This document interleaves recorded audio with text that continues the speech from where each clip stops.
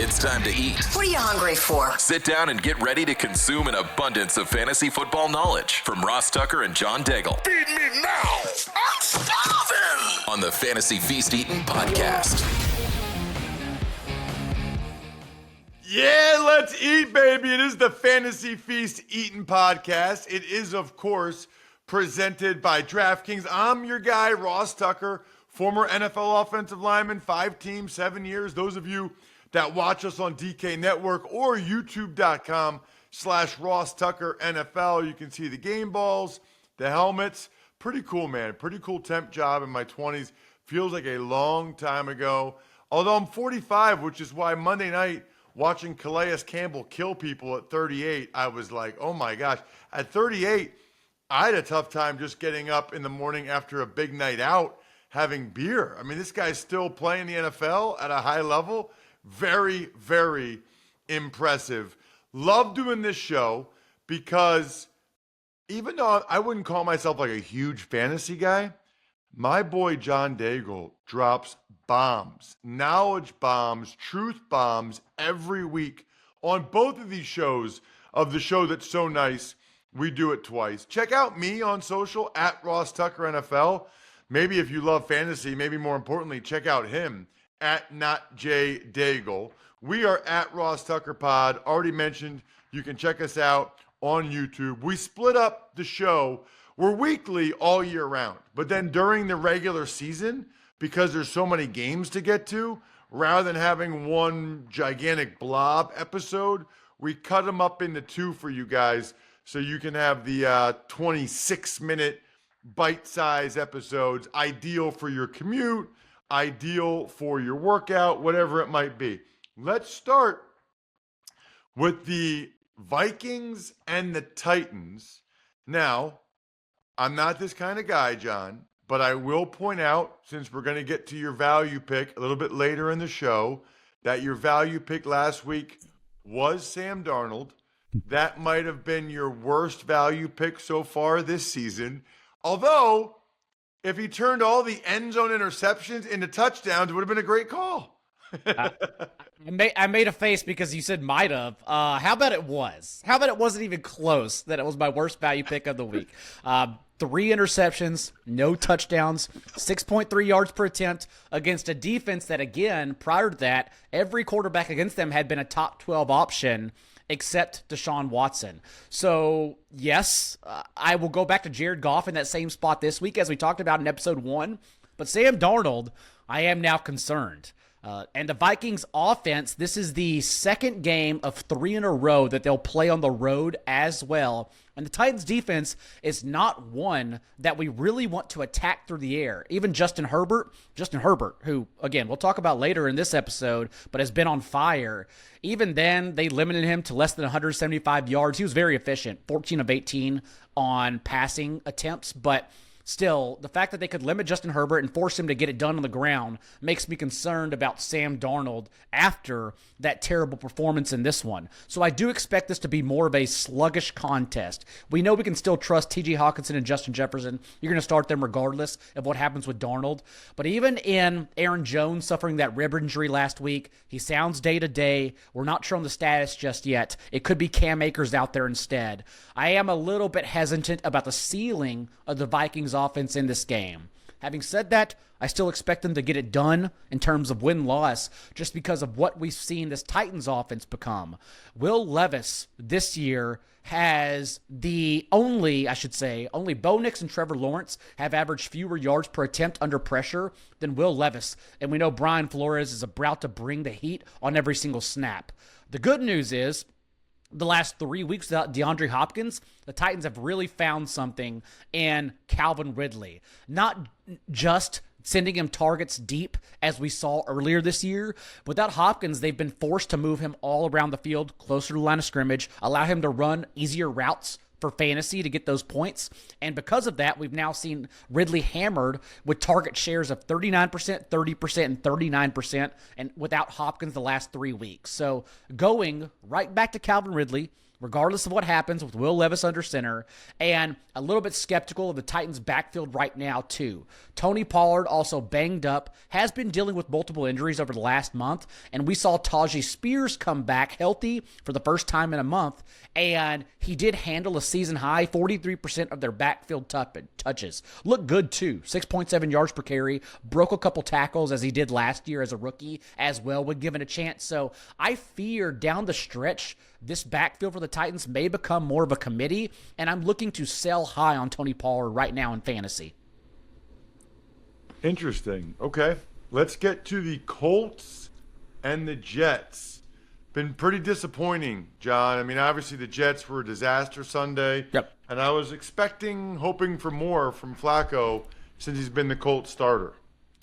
So let's zoom out and see the defenses Flacco has played the last two games, and that is the Vikings and Bills, two defenses that, one, create pressure, and we know, unlike Anthony Richardson, Joe Flacco is not mobile and not elusive. You got to keep him upright for a little bit of time for him to take downfield shots. And then also, those defenses in Minnesota and Buffalo are ninth and sixth fewest in yards per attempt allowed on throws 10 yards downfield. Whereas now we get this Jets defense, and I understand everyone still fears, but without Robert Saleh pulling the strings around the field, they've allowed 3 of the last 5 quarterbacks to play them to be top 5 options for fantasy. And outside of that Thursday night game against the Texans offense that has been pretty worthless without Nico Collins, we'll get him back on Monday night. We'll talk about that later in the episode. But in their 4 performances around that one, the Jets have still boasted the league's worst defense and EPA per dropback and 29 points per game. It is not a defense that you should fear. And because of that, I think we are getting Joe Flacco and the Colts passing offense back into our lives as relevant options. Even without Michael Pittman last week, we saw Alec Pierce pop up for team highs in routes run, targets, end zone targets as a big-bodied guy that Joe Flacco trusts throwing into the end zone and hoping it sticks for a touchdown. And we saw number 53 overall pick of this year, A.D. Mitchell out of Texas, come in and operate as the team's number 2 wide receiver. On the season from Joe Flacco, A.D. Mitchell has been targeted on 31% of his routes. Compare that to Josh Downs, who's leading the team and being targeted at 37% of his routes. So I think we have a strong 3 wide receiver set that, I know it sounds crazy given what we've seen the last 2 weeks, but that we have confidence in against this Jets defense. I really like the Colts offense in this game. And for the Jets, we are quickly losing confidence in what they can do. We have seen Davante Adams grow into this rapport with Aaron Rodgers over the last month.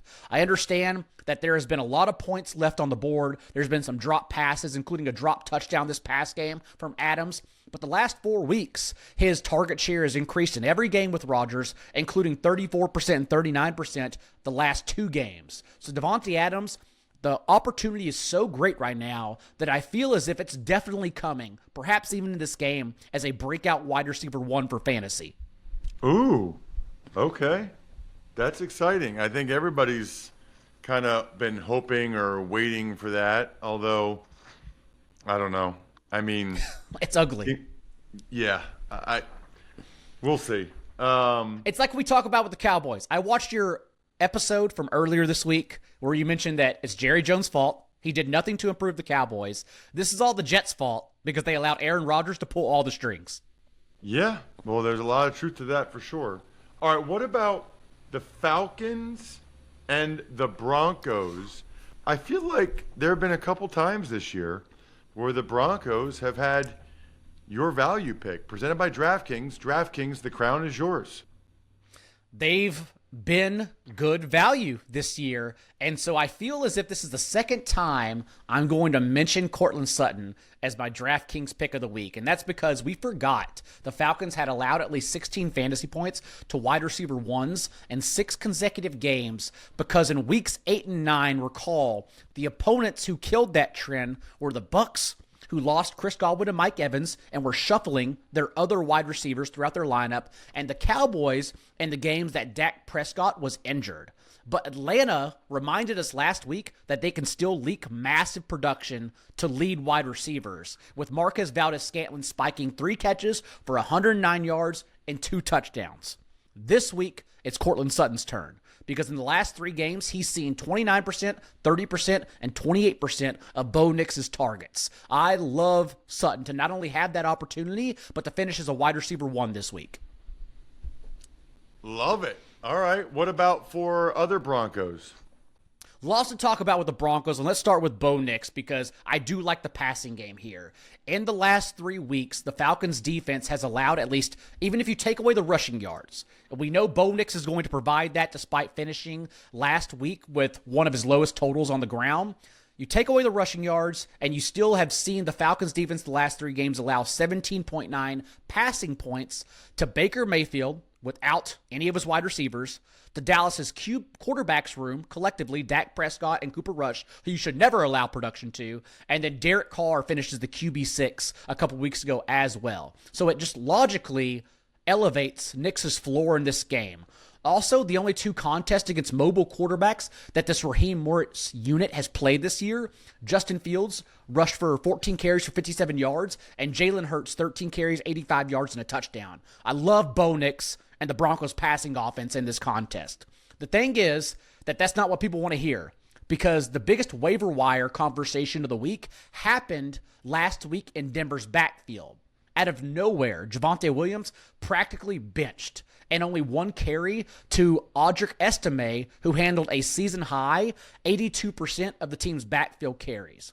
My concern with Estime is that he is a bruiser who could not earn targets in college, and that is a stat that projects to the next level. A career 5.4% target share at Notre Dame, despite being that big-bodied bruiser on early downs in the goal lines.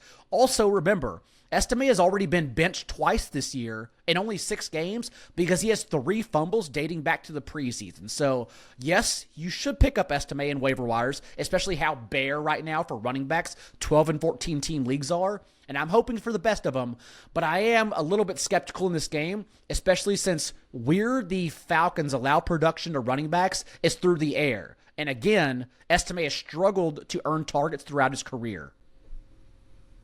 Let's get to the next game. It's the Seahawks and the Niners. We saw the Niners for the first time, John, with McCaffrey back in the lineup.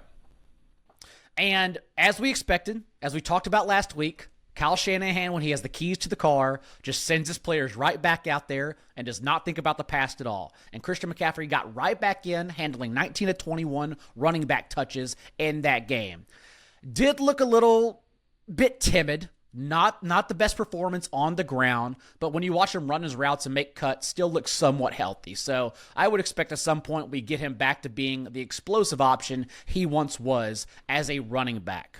We also saw this game earlier this year without Christian McCaffrey and Ricky Pearsall. This is also the contest that, remember, on primetime, Jordan Mason initially suffered his shoulder injury. And even so, the Niners scored 36 points with Purdy tossing for 3 touchdowns, 250 yards, and no picks in that contest. Why I've been so excited to get Christian McCaffrey back for fantasy in the Niners offense is because they currently sit 28th in red zone scoring, despite running the 4th most plays inside the red zone. I feel as if that's the area of the field where they've missed him the most. And although that didn't come to fruition just last week, they only converted 1 of their 3 red zone drives into a touchdown.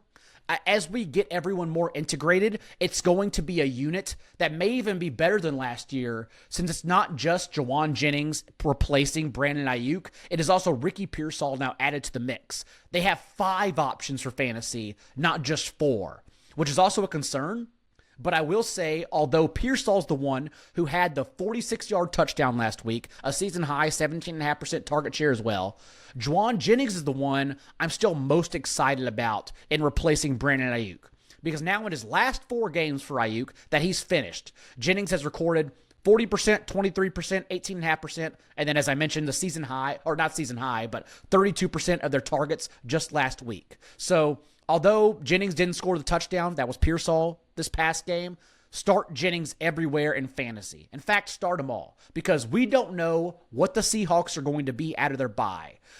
Without DK Metcalf, we saw Jackson Smith and Jigba finally used as the receiver he was at Ohio State. No longer sticking around the line of scrimmage for dinky routes and targets. They actually sent him upfield for crossing routes and post routes, something we had not seen two offensive coordinators do, and Ryan Grubb and Shane Waldron, since Njigba was drafted. And because of that, Njigba had a career-high 20-yard depth of target. They were just sending shots to him downfield, and he looked amazing with over 100 yards and 2 touchdowns. But remember, behind DK Metcalf, prior to that, the lowest depth of target, 8 yards behind Metcalf and Lockett. So how will they use Njigba out of the bye? I don't know, but I'm still excited to start him to figure it out.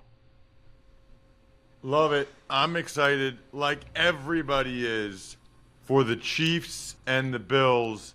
Maybe the game of the year so far in the NFL.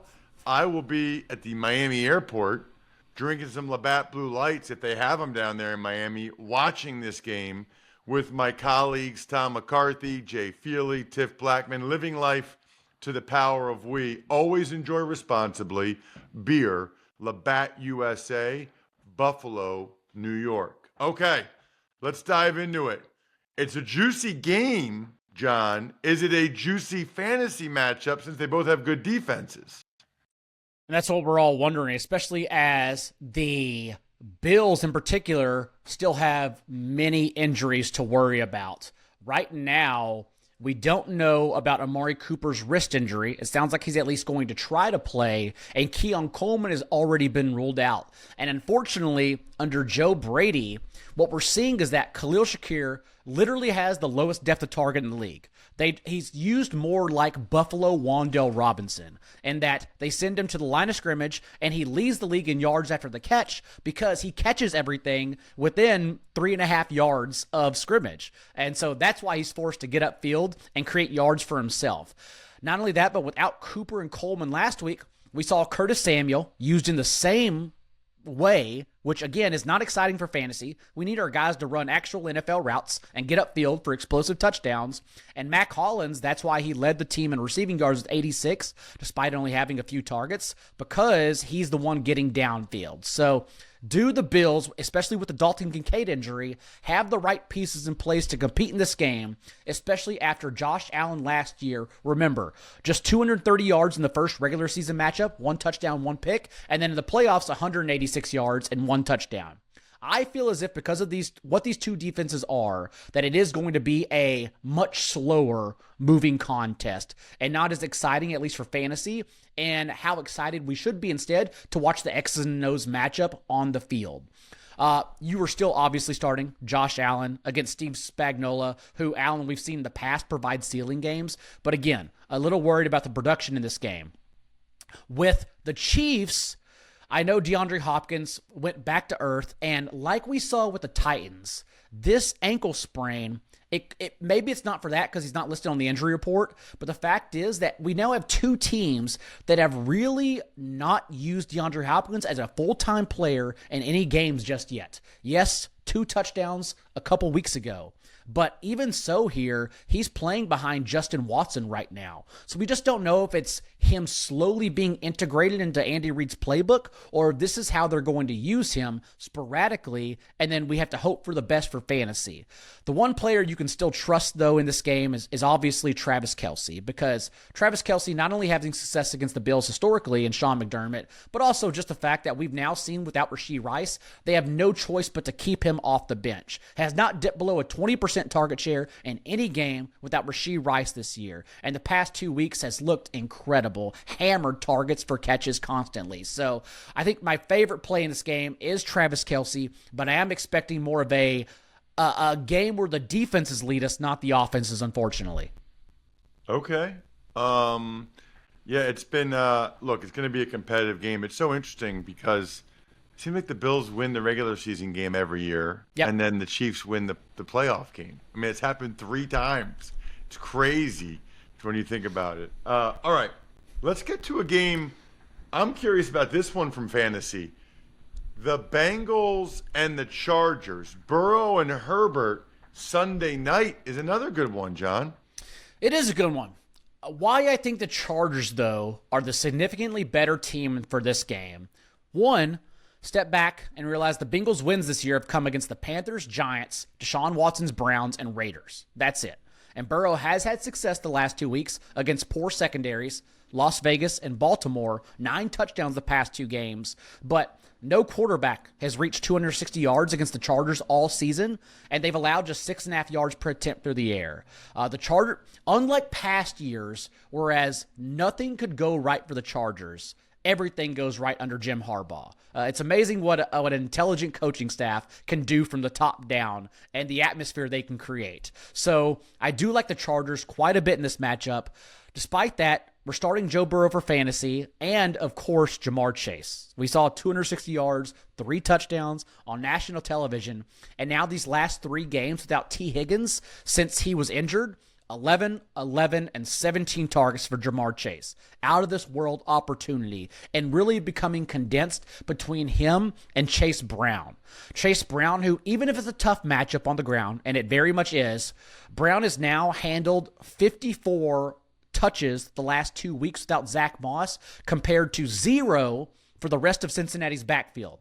No one else has been involved whatsoever. So just as a true every touch back, the last one remaining behind Christian McCaffrey, unless they want to get Khalil Herbert involved a little bit more in this game, his second contest understanding Zach Taylor's playbook, then it does seem like Chase Brown could be a top 12 running back the rest of the way. Also, why you should be excited about this game is because what the Chargers offense has become. We talked about it last week, how they are more of a Justin Herbert-led offense, and then they ice the game through the run. And even last week, just 18 attempts, but now post-bye, since healing from his low ankle sprain he came into the year with, Herbert has averaged 30 pass attempts per game. Really leaning on Quentin Johnston, who now has 5 touchdowns, and when the opportunity presents itself, Ladd McConkey and 2 wide receiver sets. For fantasy, Will Dissly has also usurped Hayden Hurst the past 2 weeks. Even with Hurst coming back from injury, Dissly has been targeted on 26% of his routes. And also, one quick note, a changing of the guard in their backfield. Gus Edwards activated from injured reserve last week, and then we saw him really split touches with J.K. Dobbins. Dobbins' lowest share of the team's touches since week 2, whenever Edwards, that was the last time, unsurprisingly, he handled double-digit carries. So it does seem like it's going to be more of a split for J.K. Dobbins and Gus Edwards in this game. Dobbins, a player I'm definitely trying to sell high on ahead of the fantasy playoffs, but we still know we can confidently start both of them against this Bengals run defense. All right, it is your last chance to take advantage of this awesome contest via my friends over at Smirnoff, the world's #1 vodka and an official vodka partner of the NFL. They are giving fans in select areas of the country a chance to win the ultimate game day experience, from tickets to sideline passes and so much more.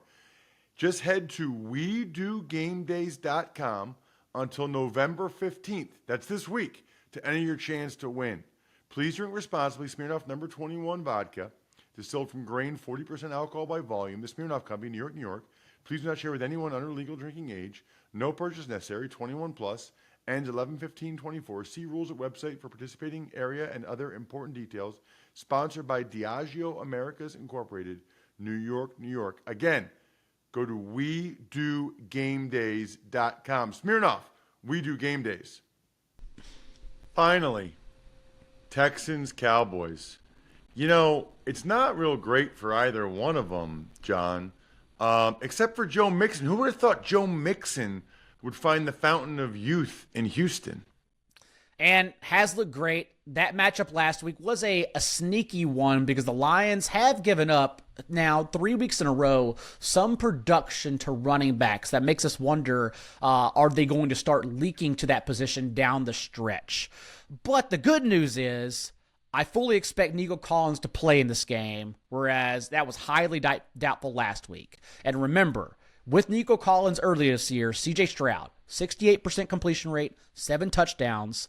And now the last month without Nico Collins, 56% completion rate, 5 touchdowns, no games with 300 yards passing. It's going to be an entirely different unit on Monday night that we've seen in the past. So it's not just about Joe Mixon ultimately getting there against a run defense allowing like the Panthers, the most rushing yards per game in the league. It's also about we have confidence in the passing game. Even in the first half, the play calling, as I always talk about with Bobby Sloak, is questionable. The Texans averaging the third longest down and distance on third down this year because of what they do on early downs. But C.J. Stroud's so good, and the first half against Detroit, he converted third downs of 10 and 16 yards to go. This game, again, because of what the Cowboys have become on defense and how much they've struggled, I don't worry about the Texans' offense in the slightest. I think we see them back to the explosive unit that they were to begin the year. The issue, of course, is what do we get on the other side of the ball? Because like Aaron Rodgers, oddly enough, Cooper Rush only completed one pass 10 yards downfield. It was very clearly a struggle for a player who, remember, in his 5 starts, got the extension, and I'm happy he got paid because he went 4-1. But in those 5 starts in 2022, only completed 58% of his passes. They were not great numbers at all, as that Cowboys offense relied on running the ball and playing stout defense. So since those two things don't exist in the 2024 Cowboys offense, you are only trusting, and when I say trust, I mean as a wide receiver 3 moving forward, CeeDee Lamb, because the bottom has truly fallen out of both this Dallas defense and offense right now. Awesome job this week, John. As always, I am stuffed. We're done. Thanks for tuning in to Fantasy Feast. Make sure to also check out the Ross Tucker Football Podcast, Even Money, and College Draft, all on the DraftKings Network, YouTube, or subscribe to the podcast on your favorite platform.